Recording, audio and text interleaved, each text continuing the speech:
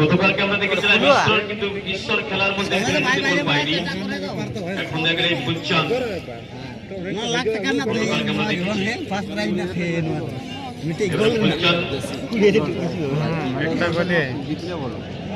দেখার ফুলচাঁদের penalty shoot out থেকে গোল তুলে এনে যে তার প্রশ্নে গোলটা কতটা ইম্পর্টেন্ট হবে সেটাই দেখার। আপাতত সারা মাঠ একেবারে নিশ্চুপ, পজিশনে চলে গেছেন তিনি গোলরক্ষক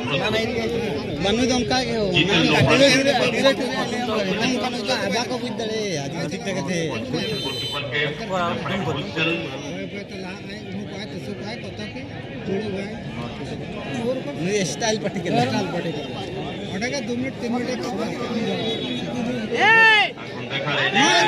করে দেয়, তারপরে কথা হবে।